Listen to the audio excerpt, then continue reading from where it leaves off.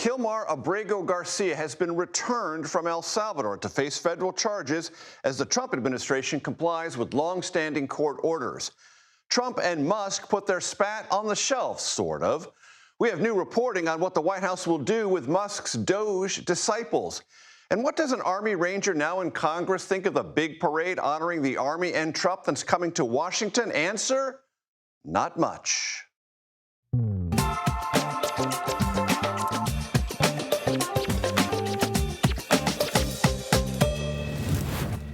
Hello, everyone. I'm Major Garrett in Washington. Welcome to the Takeout. Kilmar Abrego Garcia is, in the eyes of the Trump administration, a villain.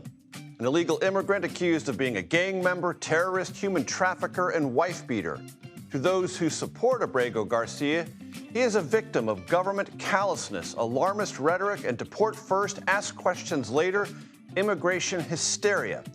It was hard to assess Abrego Garcia's guilt or innocence while he languished in a maximum security El Salvadoran prison, sent there from Maryland in March, as the Trump administration admitted, by mistake.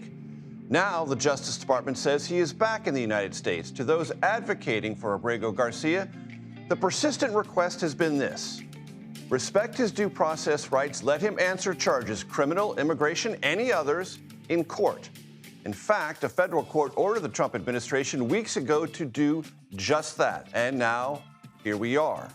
The Trump Justice Department late this afternoon charged Abrego Garcia with 2 counts of human trafficking, alleging he conspired for years with others to illegally move undocumented immigrants from Latin America into the United States. Some of those trafficked, the indictment alleges, were members of the MS-13 criminal gang. Serious charges that will, at long last, be heard in a court of law. Attorney General Pam Bondi spoke about this moments ago. This is what American justice looks like. Upon completion of his sentence, we anticipate he will be returned to his home country of El Salvador.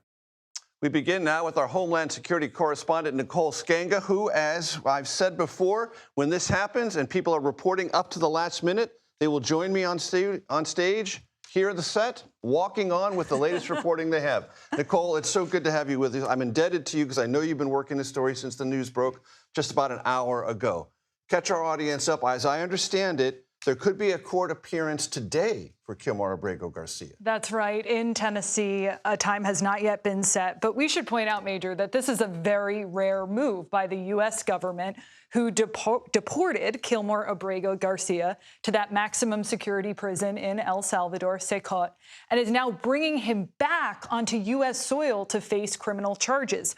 What criminal charges? Count 1, conspiracy to transport aliens. Count 2, unlawful transportation of illegal aliens. And those both carry a maximum of 10 years in prison if convicted. Now, Attorney General Pam Bondi has said he will be tried here in the United States by U.S. prosecutors, that if he is convicted, he will serve his sentence here. And then, what do you know? He will be deported back to El Salvador after completing that sentence if he is in fact found guilty. Convicted. What years are we talking about with the alleged activity? Yeah, decade-long, 2016 to 2025. And if you read the court documents, which we should point out to viewers that what Attorney General Pam Bondi said in her press conference was different than what we saw in the court documents. Since the Takeout is a place of fact, we're going to reference the court documents here. So from in or around 2016 through or in or around 2025, Kilmar Armando Abrego Garcia and others, known and unknown to this grand jury in Tennessee, conspired to bring thousands of undocumented aliens coming from countries like Guatemala, El Salvador, Honduras, Ecuador, and elsewhere, ultimately passing through Mexico before crossing into Houston and then coming to the interior of the United States. This happened over the span of over 100 trips. There are also detailed allegations of narcotics and weapons trafficking that was done in conjunction with this alleged human trafficking. The route changed based on the details within the court documents because as part of the smuggling operation, they were trying to conceal their movements to law enforcement. They often took the cell phones of those they were smuggling so that those individuals could not contact anyone else in family, friends. And really, in terms of details, you might say, okay, how do we know any of this happened? A lot of this is being pinned on a 2022 traffic stop. In or around November 30th, state troopers with the Tennessee Highway Patrol stopped Kilmar Abrego Garcia on Interstate 40. They found him in a Suburban that was not his own.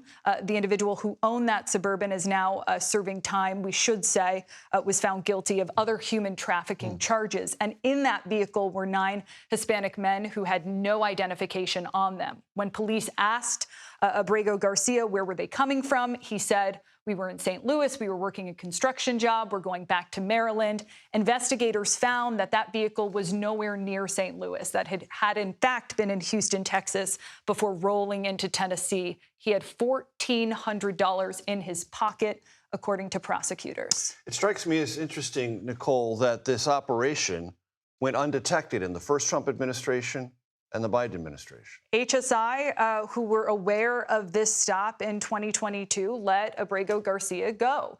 And Attorney General Pam Bondi was asked exactly that. What happened between the time in which you deported this man and today? She said that this investigation has been ongoing, that these new details emerged, and that they presented the arrest warrant to President Bukele in order to bring Abrego Garcia back to the United States. Again, a very rare move by the Department of Justice, who had already deported this individual, despite the fact that there was a 2019 court order suggesting that he could face persecution in his home country. And we should point out that for many months, Major, this was a point of a debate, really, within the political arena of should we bring Abrego Garcia back because he is at risk in his home country. Now the Attorney General saying that's a moot point given these new allegations. You were reporting this into the moment you walked in. Nicole Sganga, thank you so much for walking in and walking us through it. I want to bring in Maryland Democratic Congressman Glenn Ivey, who has been advocating for Abrego Garcia's return to the United States and was denied access to visit him when he traveled to El Salvador in March. Congressman, thank you so much for joining us. First question, it's very simple, very basic. What's your reaction? Well, I certainly wanted him brought back so he could have his due process. I didn't think they needed to indict him to do it. And by the way, there's still 250 plus people in the CBS prison down there, the Venezuelan group, that need to be brought back as well. But moving forward on this, I mean, I think it's a criminal indictment. We'll have to see how it plays out. I know that Kilmar has outstanding lawyers who can represent him. This will be his first chance to talk to any lawyers on any of these matters. So I'm sure that's going to be a good step in the right direction. I do kind of wonder, though, the Attorney General's answer about when the investigation started was pretty evasive. It looks to me like what they did was they indicted him on these charges to get out from under the problems they were having in the federal court here. They were moving towards criminal contempt charges because they had failed to either do anything to facilitate his return, as the Supreme Court had required. And I think they were trying to not provide documents using theories that, state secrets theories that I don't know that are going to be borne out. But at the end of the day, now we'll have a chance to see how it plays out in court. All this information will be made public through the discovery process sooner or later. And he'll have his initial appearance, as you all were just saying, there in front of a judge. If not today, then as soon thereafter as possible. Congressman, do you regard these charges, as you have read them, to be serious? And is your advocacy for the concept of due process or for Kilmar Abrego Garcia, the person? Well, all federal criminal charges are serious. There's no question about that. So, he's going to need good representation because it's a challenging scenario usually when the Department of Justice moves against someone with criminal charges. And yeah, the due process piece, absolutely. I think it's important for Kilmar, as the Supreme Court said, to make sure that he gets his due process in court here in the United States. Now, normally the way this works is you get prosecuted, convicted, and sentenced first, and then you're deported. As you all were pointing out a minute ago, they did exactly the opposite here. They deported him first and then brought him back, which is why I kind of wonder about the politics of it. And also, it was odd that there were no local prosecutors, no career prosecutors who were announcing this indictment. It was all Main Justice, the Attorney General, and I think the Deputy Attorney General. Now, we'll see down the road if there were career prosecutors involved, but normally in a matter like this, the Attorney General wouldn't be handling it at this stage, for sure. Congressman, do you have ongoing concerns about those who were deported to this maximum security prison in El Salvador called CBS, about what their status is, what their legal access to due process ever will be? Yeah, I think we have to stay focused on that. You've got judges who are saying they were deported without due process. Actually, it's not even really deporting. It just removed illegally from the United States.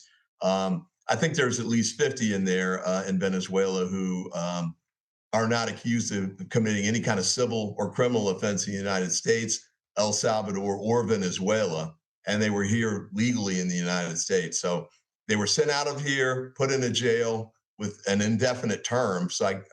And they didn't. There's no reason to jail them from the standpoint of criminal or civil offenses. So that's not the American way. So they should be brought back. They should get their due process, and the court should make a decision about what should happen from there. But just sending people to incarceration, I think, is wrong. And what recourse do you have as one member of Congress from Maryland in the minority party in the House of Representatives to make that happen? Well, we keep supporting what the courts are doing. I think at this point, the courts have been very strong in frankly, slapping down the Trump administration for disregarding the law, disregarding the constitutional components that require due process, and then being evasive in court and trying to do everything to slow walk their return. So supporting the judges, I think there were 7 articles of impeachment brought against some of these judges. We've got to stand against that. And I like the fact that the Chief Justice of the Supreme Court basically said, look, if you got a dispute with a judge, you appeal it. You don't call for their removal or attack them personally and verbally, which is what the president has done. So I think we stand with the courts and make sure that due process is had here and that the Constitution is followed. Congressman, let me ask you what you might regard as a crass political question. In the Democratic cloakroom, the conversation goes something like this. Look, we got to get off this. It's bad politics to be on behalf of Kilmar Abrego Garcia or anyone who's in that El Salvadoran prison. Just drop it. Well, sometimes fighting for constitutional rights is bad politics. And, I don't know that that's the case here. Certainly for the Venezuelans, I think as more of them, of their stories come out, I think the stronger it'll be. But at the end of the day, it's wrong for the United States to be paying El Salvador to jail people who haven't done anything wrong and not had a day in court to defend themselves or get due process. We shouldn't stand for that. I think we're better than that. That's not the American way, and we have to make sure that their constitutional rights are defended and upheld. Maryland Democratic Congressman Glenn Ivey, thank you, sir. I appreciate it. Thank you. Tonight, the state of the Musk-Trump feud, one day after it went sort of social media nuclear. Our Robert Costa on his conversation with the president. The state of Florida is where woke goes to die. Florida was once a purple battleground. Now it is solid red. Republican turned Democrat David Jolly is running for governor and thinks he can turn the state back to blue. And Colorado Democratic Congressman Jason Crow joins me for a breakfast chat about what the U.S. military can learn from the war in Ukraine. That and much more on The Takeout.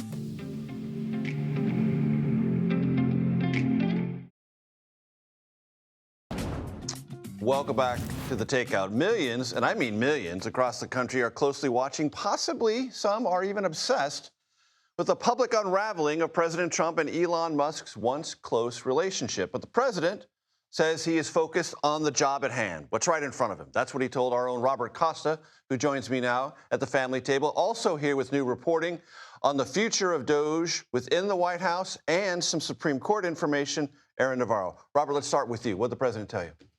Well, he reacted to all of this as he often reacts to drama. He engages with it on social media, but when you talk to him about it, as you've interviewed him over the years, he's somewhat flippant about public feuds. And there's also a sensibility with President Trump, having covered him for a long time, that every relationship he has, whether it's with family or friends or enemies, has a fluidity to it. And there's a transactional nature. Elon Musk is now railing against President Trump. Could that change tomorrow? It very well could. And it's not like he has these lingering grievances that dictate the rest of his political life. So for now, it's sour in terms of the relationship. He told me, I'm focused on my presidency. He said, I'm very busy. I'm focused on domestic policy. I'm focused on the economy. This is what it's all about. This is all I care about. He was sending a message. Any sense at all that he thinks Musk started all this? Well, there's a sense that he brought Musk into his political fold. Musk obviously poured a lot of money into his campaign in 2024. But it was Musk who didn't like the so-called Big Beautiful Bill and how it handled EV subsidies and tax breaks. That you also didn't like that one of his friends nominated to run NASA was punched out. And Musk is someone who runs his companies with total command. And when that's not given at the federal level, there's a tension. And we're seeing the exacerbation of the tension. And you also talked to someone who has a pretty significant rhetorical role in the MAGA world, Steve Bannon. Well, Steve Bannon has been hovering over Musk since the beginning as this kind of foil. The kind of death ray. I'm not even going to repeat what Elon Musk said about Steve Bannon, because it's not something you would say at the family table. Precisely. It's more for True Social or Getter or X. What you're looking at, Steve Bannon is someone who said, I told you so when it comes to the MAGA base. He's always warned that Musk is someone you can't trust, shouldn't be loyal to. And Bannon's journey with Trump is indicative of how journeys go with people like Bannon. Very up and down. Up and down. I mean, remember, in 2017, Bannon was banished, supposedly. Right. But now he's back as a friendly face. Right. Aaron, catch us up on your reporting about the future of Musk associates in Doge, in the White House, and the Supreme Court. Let's start with the Supreme Court, because that was the news that just came in. Just broke. Two rulings. One said that they essentially don't have to give information about themselves to the watchdog group known as Crew. Their, administrator, at least in name only, Amy Gleason, does not have to come for a deposition. But it's the second one, an unsigned court order from the Supreme Court when it comes to Doge and accessing data from the Social Security Administration. This has been something that had been litigated in recent weeks. And the Supreme Court essentially ruled that they can access this sensitive information kept by the Social Security Administration, things such as medical information, school records, employment histories, financial data, everything that the Social Security Administration has. They have at least read-only access to that. That had been something that many people I've been talking to within the agency have been concerned about, just given that they are unfamiliar actors, right? These Doge employees, newer actors that maybe had their clearances sped up. So certainly a big ruling for them. Is that access in perpetuity or just while this legal saga plays out? Yeah, so this is while this legal saga plays out, the legal proceedings from that lower court continue. And you also asked earlier about the status of Doge employees. Because one of the conversations going on last night and this morning in Washington, if this thing gets vindictive, would any of that anger radiate toward Musk associates in the White House or other agencies? Yeah, per reporting from our colleague Jennifer Jacobs, that does not seem to be the case. So the White House has not received any official resignations from Doge staffers, as she has heard from multiple sources within the administration. There's no big effort to oust the more than 100 allies within the administration, allies of Elon Musk that have been involved in kind of this tech orbit. No push to get them out of the White House. So as the dust settles in the beef between Trump and Musk, there's no continued beef on the sidelines as of now. Congress wants to get back in the game here. So it's almost like, you remember Van Halen when they got rid of David Lee Roth? They had to figure out what to do. They brought in Sammy Hagar. And so, otherwise known as Sammy Hagar, yes. Sammy Hagar is someone who came in as a new lead singer. Who's going to be the new lead singer of Doge? Because Congress, Tom Cole, and the Appropriations Committee, they want power. There's a lot of frustration when you're on Capitol Hill about Elon Musk kind of wielding the full power of the federal government when it comes to spending. Right. And Trump took a lot of calls today, but not one from Elon. That we know of. That we know of. And it's said that one of the two parties is more interested than the other in kind of sorting it out. I'm not so sure. Or is that just spin? Well, I don't even think it's spin. I think this is a convoluted relationship, like any breakup. Who are you really going to trust in terms of their version of events?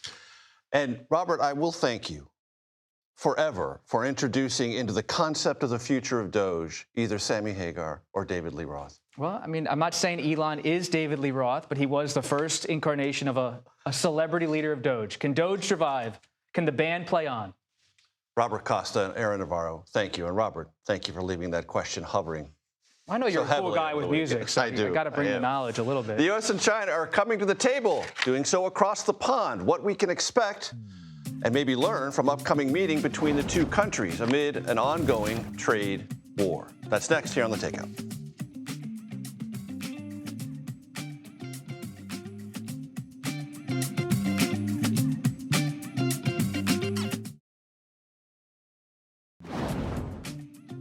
Welcome back. Here is a look at what we're watching and now what you're watching this evening.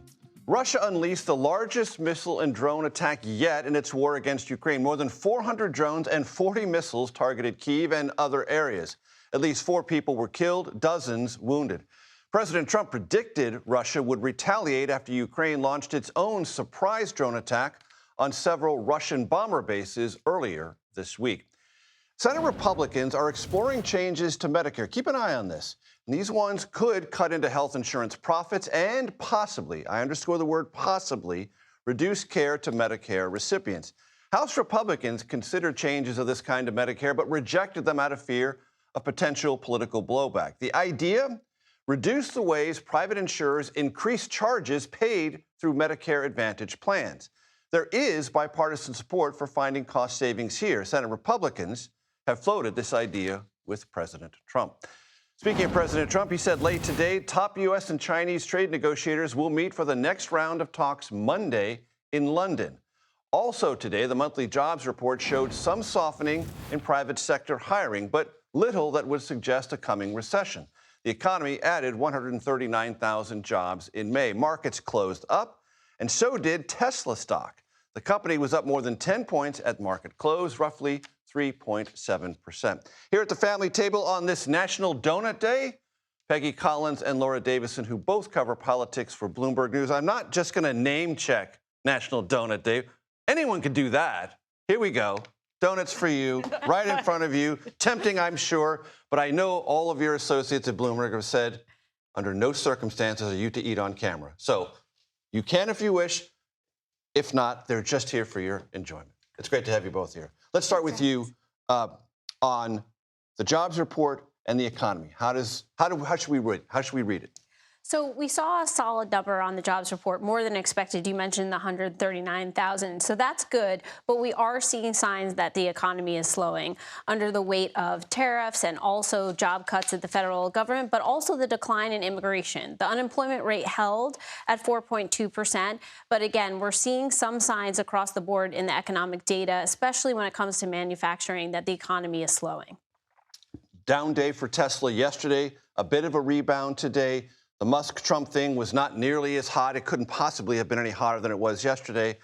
How do you assess? We're still getting a sense of what the collateral damage is here. Both sides seem to have kind of gone into a cooling off period. We didn't see the volley of barbs, but it's still clear that there is going to be an economic impact here for Musk. We saw Tesla stock rise, not as much as it fell yesterday. Also, some of his other key indicators in the stock market, a fund that was tied to SpaceX also had a big drop. Also, Dogecoin. Big fall, as well as some other meme coins connected to Trump, his family meme coin, as well as the holding company for Truth Social. So there's economic fallout on both sides, though Musk seems to be the clear loser here. And that has to be on not only his mind, but those on his board, those who are investors, and those who are sort of watching the larger tech sector, because if it affects Musk and his associated companies, it can ripple through the tech sector. That's NASDAQ right. and elsewhere. That's right, Major Garrett. Musk's companies are so widespread now in terms of their breadth and how they affect the economy and how connected they are to so many departments of the federal government, defense being one of the big ones. So certainly we are seeing a ripple effect in markets, but also in companies that are, core to what's happening in terms of transportation and future of space and others in the economy. And Laura, the announcement from President Trump, which we all have gotten used to it. Thank you for your attention to this matter. A lot of attention being paid to when are the United States and China going to have serious lockdown conversations about resolving the ongoing trade dispute set in motion quite clearly by President Trump. Yes, this was really a big week on the China-U.S. trade development. You know, Trump had been agitating for a call with Chinese President Xi for several weeks. This week, it finally happened. They spoke for about 90 minutes and agreed to keep talking. One of the key sticking points that came out of that is that the U.S. is really pushing for access to more rare earth elements. It was not clear after that call what the next step was going to be. And it was really even just hours later that Trump was in this very public feud with Musk. Though today it's clear that things are on the positive sign here. There's going to be talks in London on Monday. Mind you, this is still about a month out from when this 90-day pause of those Liberation Day tariffs comes up. They have a lot to work out. They've been sort of in this posturing stage for several months now. Now they have essentially 4 weeks to come up with a deadline. Unclear how that looks or whether they'll be able to meet that. 4 weeks to get that deal before that deadline. Yes, indeed. And there have been developments this week in the ongoing feud. I think it's worth pointing out that it's a legal feud and a money feud between the administration and Harvard. That's right. I mean, what we've seen are two things, that the administration is really in a logjam with the courts on many of the policies they want to do. And one of the ways that they're trying to put pressure to achieve their policies is through cutting off funding. So we've seen that with Harvard, but Harvard has been one of the schools that has decided that they are going to fight the administration in court. And the other thing we saw this week is the issue of foreign students and foreign visas really take another step up in terms of the intensity, and that is with a legal battle now in the court system over whether or not the Trump administration can cut off foreign students in order to squeeze Harvard's funding. Right. And Laura, the significance is not just between two powerful entities, the Trump administration and Harvard University, but Harvard is fighting back, and many other universities are watching to see how this thing plays out and what their response will or will not be. It's other universities, it's also law firms, it's also nonprofit groups are really seeing Harvard took a stand. And Harvard's in a special position. They are well funded. They have a brand that permeates the globe. But they've really kind of seen the Trump administration has gone on various different tactics to try to hit them. They've gone after their tax status. They've gone after the students. They've gone after the funding. So far, Harvard seems to be holding on, but it's unclear sort of what the next step is. And Trump has been clear that he's willing to use every tool in his toolbox to see how he can make life difficult for Harvard. Laura Davis and Becky Collins, thank you so much. I know you'll take a donut as you leave, and you're welcome to do so. Thank you so much. Florida politicians are slowly starting to wade into the race for governor. And while Republican candidates have seen overwhelming success in Florida lately, could a former Republican, now turned Democrat, have a shot? Well, we're going to try to find that out next here on The Takeout.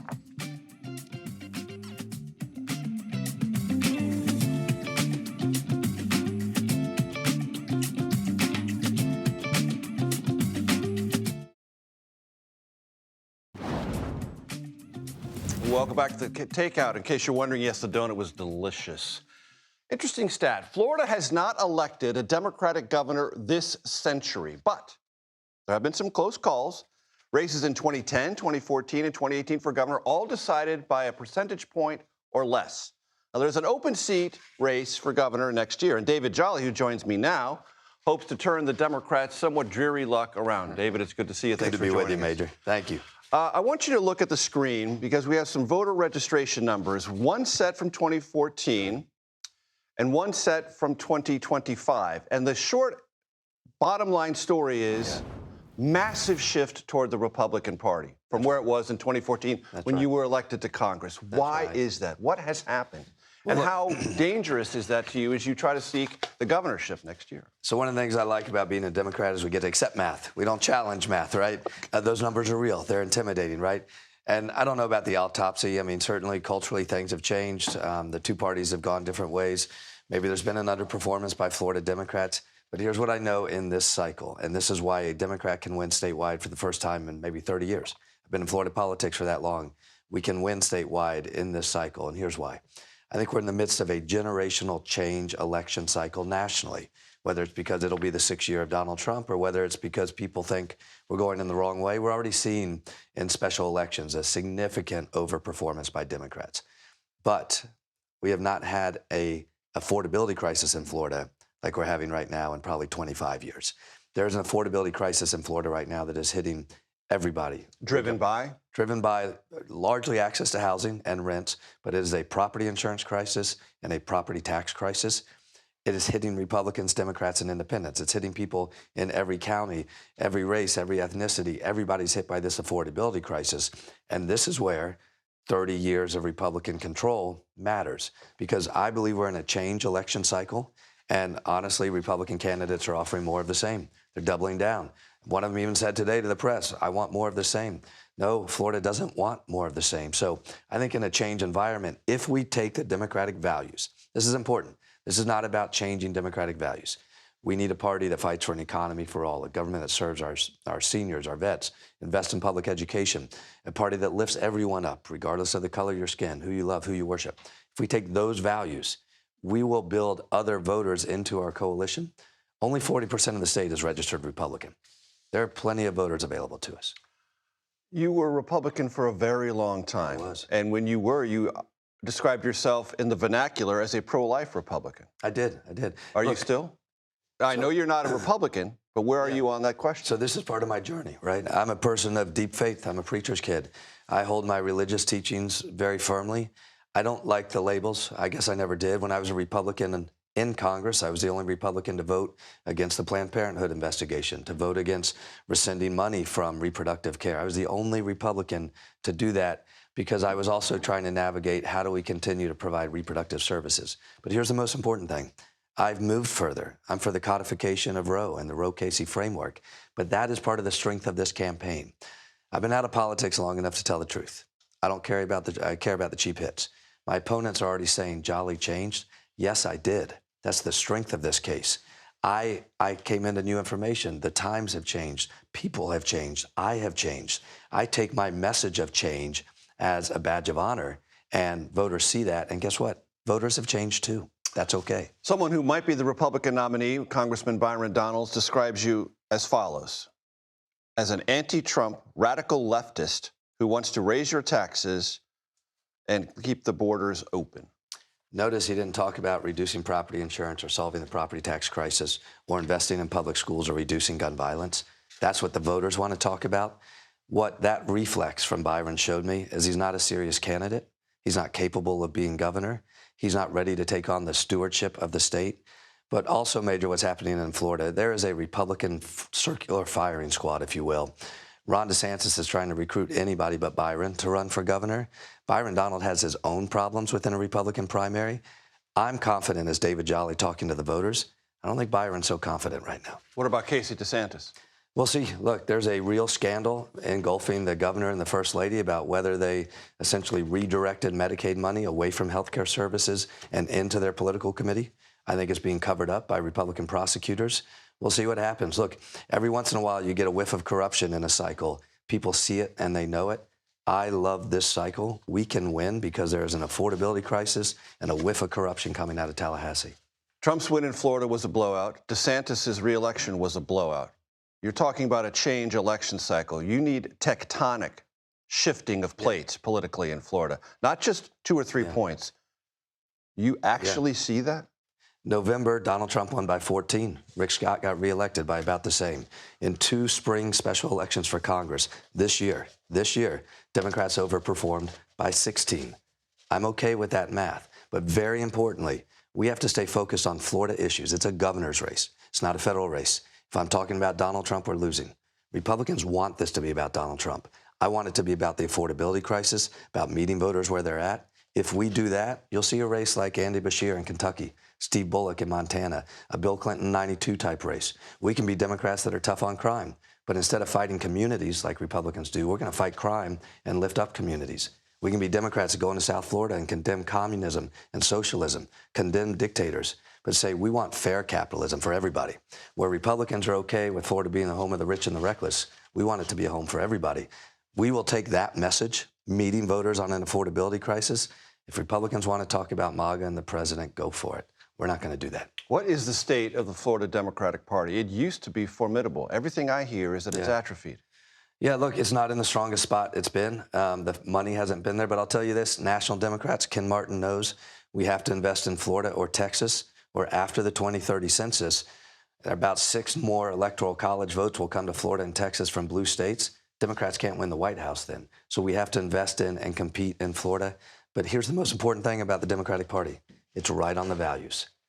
We need an economy that lifts everyone, a government that serves its seniors, its vets, invest in public education, and a state and a party that lifts everyone up. The values are exactly right. To the degree Floridians paid attention to you on television, they would have probably first classified you not as a former congressman, but as a aspiring pundit. What does being an aspiring pundit do to qualify you to be the next governor of Florida? You know, look, not quite like you, but I've covered a lot of live breaking news, from gun shootings to impeachments to funerals to the inability to elect a Speaker of the House to the dysfunction in Washington and Tallahassee. I feel like it has made me sharper and stronger. More importantly, understood the human side of issues. The reality is I fell into TV because I was the only Republican at the time to stand up and call on Donald Trump to drop out of the race. I did that after he declared for the Muslim ban, but I went to the House floor to talk to Republicans. I declared my Christian profession of faith on the House floor. I said, the beautiful thing about me doing this is I can do it without a fear of reprisal. But if Donald Trump has his way in violating religious freedom in the country, none of us will have this opportunity. I think the president led us in the wrong direction. I'm proud of where I stood. David Jolly, I appreciate it. Thanks so much for coming in. Thank you.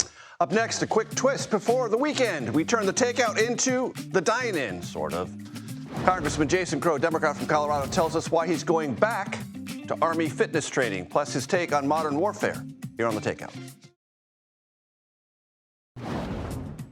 Well, welcome back to the Takeout. The original version of this program featured long-form interviews in a restaurant here or around the country. Those conversations are part of the new Takeout as well. I'm very happy to say that. So we return to one of our favorite D.C. haunts, the Dubliner, for breakfast with Colorado Democratic Congressman Jason Crow. We chatted about his fitness regimen and a lot more. So I'm told you're a gym rat. I am. I try to get in when my team allows me. A house gym, right? To go to the gym. Right. I do the house gym a lot. Back home, I go to my local rec center, go for runs. You know, it's my way of relieving pressure and taking the stress off. I'm also advised by your staff, whether you want them to advise me this or not, that you are training for an Army certification of some kind? Well, I'm training to take the Army Combat Fitness Test. Okay. But you've already passed that once in your life, have you not? As a Ranger? I've passed it a lot. You've passed it many times. When I was in the military, and we're not going to say how long ago that was, since I'm only 35. Of course, yes. But we have the 35 filter on these cameras, by the way. Exactly. I'm going on the 10th anniversary of my 35th birthday. But the Army Physical Fitness Test is what it used to be called. And then when I was in the Rangers, we had a separate test called the Ranger Physical Assessment Test. I commonly had to take both of those regularly, but it's been a little while. So, I'm trying to show my support to the soldiers. So I'm in training to take the new Army Combat Fitness Test. Is it harder than you imagined it would be? It's different. It's a different test. So, and it's not something I normally do as part of my workout routine. So, there's a deadlift, there's a plank, there are hand release push-ups. The good news is that the department recently changed the test that there's no standing power throw, which was a real problem for me. I just could not break through on the standing power throw, but everything else I'm making good progress on. How blown away were you, intellectually, strategically, by this astonishing drone attack launched by Ukrainian special forces against Russian air bases across the country? Well, it was an unbelievable feat, right? The logistics, the planning. This was, more than a year in planning. But I have actually learned not to be surprised by these things, because this is just one of many examples of what the Ukrainians are capable of doing. I have been blown away by overall how the Ukrainians responded. Let's not forget that in 2022, everybody said that Kyiv would fall within 72 hours.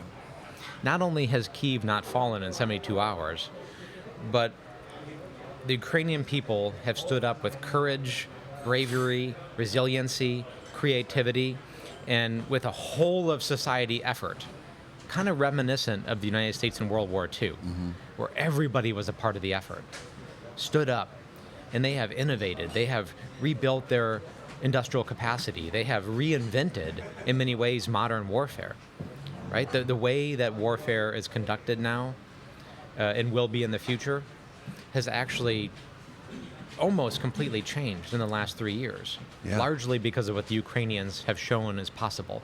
And we have gone from being the primary trainers of Ukrainians, where we used to help train them, to where we're learning more from them than they are from us.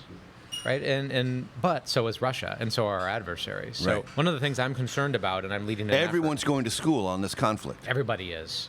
You know, but except for the United States, as fast as we need to be, because we are learning slow, right? And this is one of my concerns, and I'm leading an effort now in the Armed Services Committee in the House to actually have us learn quicker and adapt quicker, because like so many things in the U.S. military, it's way too slow for the modern world, right? This is the way we learn. The way we learn lessons. Let me explain this. In the military, is we'll conduct an operation, or we'll watch someone else conduct an operation, and then we'll conduct an AAR, an after-action review, which is like a post-mortem. Right.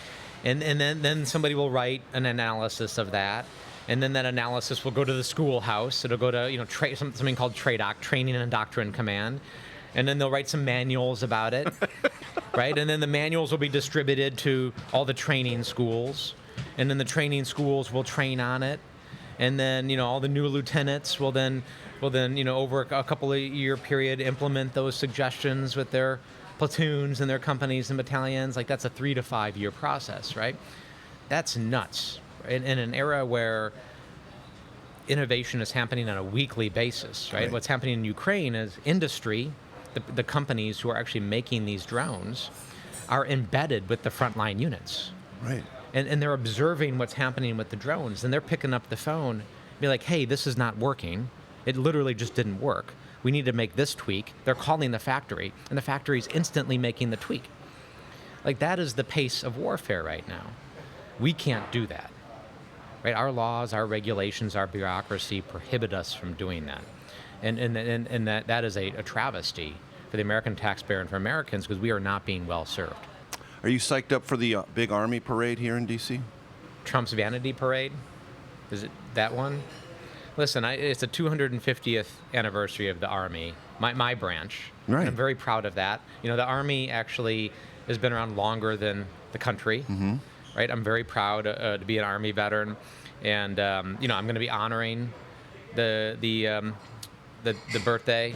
It's okay. Parades are okay. I mean, I was never a parade guy. I hated parades, right? When I was a paratrooper and a ranger, we'd put on our dress uniform. We'd put on the shiny boots that we actually never wore except for parades. You have your parade uniform, like, we never wear this stuff, right? You never do.